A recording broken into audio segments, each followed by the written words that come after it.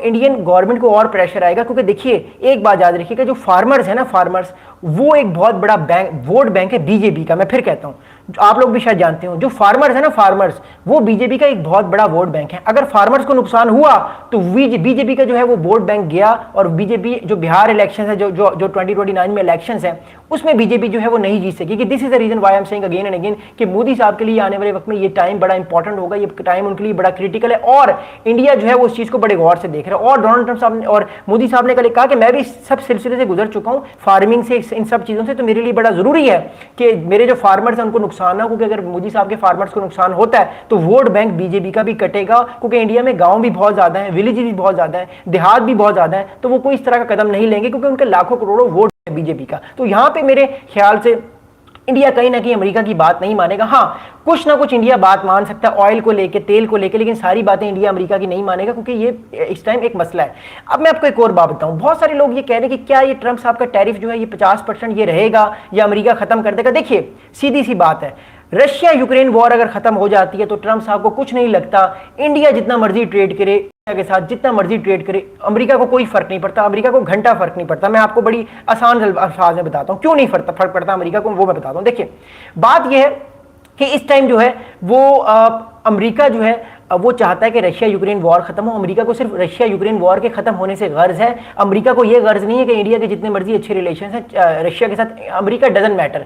जब ये जंग खत्म हो जाएगी फिर अमेरिका 500% तेल ले, 50% तेल ले रशिया से, डजंट मैटर। फिलहाल ये जंग की वजह से प्रेशर डाल रहा है इंडिया पे अमेरिका, इसलिए जो इंडिया के इकोनॉमिस्ट हैं, जो इंडिया के समझदार इकोनॉमिस्ट हैं, वो भी ये बार बार कह रहे हैं कि हमें फिलहाल अमेरिका के साथ पंगा नहीं लेना चाहिए, हमें 6 महीने चुप रहना चाहिए, क्योंकि 6 महीने का मतलब ये है कि 6 महीने में रशिया यूक्रेन वॉर खत्म हो सकती है और इंडिया आराम से अपना काम कर सकता है। अब दूसरी तरफ इंडिया जो है वो चाइना को भी कंटेन करने में अमेरिका का साथ दे रहा है, तो वो अमेरिका को मसला नहीं है, वो ऑलरेडी अमेरिका उसके साथ है। लेकिन अब अमेरिका प्रेशर डालेगा अगले 1-2 साल में इंडिया पे कि जी आप मेरे भाई ब्रिक्स से भी निकले, ब्रिक्स का हिस्सा आपने नहीं बनना, कल को ब्रिक्स जो है वो डी-डॉलराइजेशन कर देगा, मेरा तो ये खाते फिट हो जाएगी चीज, मैं जो दुनिया में बदमाशी करता हूं, अमेरिका की बात कर रहा हूं, अमेरिका कहता है मैं जो दुनिया में बदमाशी करता हूं, सैंक्शंस लगाता हूं ईरान पे, नॉर्थ कोरिया पे और मुल्कों पे, तो कल को तो मैं सैंक्शंस लगाऊंगा, तब भी ये लोग ट्रेड कर सकेंगे अल्टरनेटिव करेंसी में जब डी-डॉलराइजेशन होगी। तो अमेरिका एक तरह से इंडिया को कह रहा है, टाइट करने की कोशिश कर रहा है कि ब्रिक्स को खत्म करो और सीधे बन के बच्चे बन के मेरी बात सुनो, वरना मैं तुम्हें और टाइट कर दूंगा। This is the message what America is giving right now to India. But obviously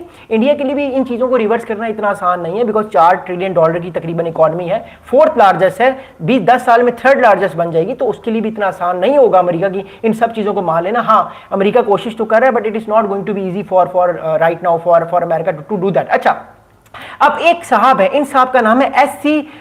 रथान साहब। एस.सी. रथान साहब जो है ये प्रेसिडेंट है federal of Indian export organization के। इंडिया की एक ऑर्गेनाइजेशन है, इसका नाम है federal of Indian export organization, इसका नाम है एस.सी. रलहान साहब। रलहान साहब जो ये कहते हैं, this move is a severe setback for Indian exports with nearly 55% of our shipments to the US market directly affected। अच्छा, आर.सी. रलहान साहब ने कहा है कि हमारी जो 55% जो डायरेक्टली हम एक्सपोर्ट करते हैं, अपनी शिपमेंट्स, अपने टैंक्स भेजते हैं पानी के थ्रू या डिफरेंट चीज़ों के थ्रू, वो 55% इफेक्ट होगी, और ऑब्वियसली जब वो इफेक्ट होगी तो उसका इंपैक्ट इंडियन इकोनॉमी पे भी आएगा। अगली बात क्या, देखिए अगली बात ये कि सुधीर शेखरी साहब एक चेयरमैन है अपील एक्सपोर्ट प्रमोशन काउंसिल की, वो ये कह रहे हैं कि there is no way the industry can absorb such a steep hike, he demanded fiscal support from the government. यानी वो ये बिजनेसमैन है, ये सारे बिजनेसमैन ये कह रहे हैं। देखिए बात ये, गवर्नमेंट से ज्यादा जिस तबके को सबसे ज्यादा प्रॉब्लम है वो कौन है, वो है अंबानी साहब, वो है अडानी साहब, वो है टाटा साहब के बाद जो उनके एंसेस्टर्स हैं वो लोग हैं, बिल्ला साहब हैं। ये बेसिकली सारी कम्युनिटी है जो बिजनेस कम्युनिटी है, जो बिलियंस ऑफ डॉलर्स की इंडिया में इन्वेस्टमेंट्स करती है, असल कम्युनिटी ये हिट हो रही है। ये लोग क्यों इतने परेशान हैं, अंबानी साहब, अदानी साहब और ये सारे लोग, ये लोग इसलिए परेशान हो रहे हैं, उसकी वजह ये देखिए, वो ये कह रहे हैं कि आने वाले टाइम पे अगर ये हम पे इस तरह अमेरिका ने टैरिफ लगाया, जो हम इंपोर्ट्स करते हैं, भारत की जो इंपोर्ट्स होती हैं सारी, एक्सपोर्ट्स होती हैं सॉरी, जो बेचता है वो अमेरिका में, उन पे लगेगा टैरिफ, उससे इंडिया की जो इकोनॉमी है उस पर क्रम्बलिंग करने के उसके चांसेस ज़्यादा हैं। This is the reason why I am saying याद कि आने वाले दिनों में ये अमेरिका के ये इंडिया के जो बिजनेसमैन है ये अप्रोच करेंगे डायरेक्टली मोदी साहब को कि मोदी साहब बस करें, तंग हमें ना करें, अगर आप हमें तंग करेंगे ज़्यादा, आप जो है वो हमारी बातों को नहीं मानेंगे, अमेरिका की बातों को नहीं मानेंगे, कल को हमारे बिजनेसेस तबाह हो सकते हैं। अब होगा क्या, मैं आपको बताता हूँ। देखिए अंबानी साहब और अडानी साहब जो बहुत बड़े इंडिया के बिजनेसमैन हैं, इनका इंडियन मीडिया पे बहुत इन्फ्लुएंस है। आप सबको पता होगा, आप मोस्टली लोग इंडिया से होंगे या बाहर से भी होंगे, you know that India today हो गया, एनडीटीवी हो गया, जी टीवी हो गया, जितने भी बड़े बड़े न्यूज़ चैनल्स हैं, इन सबको इस टाइम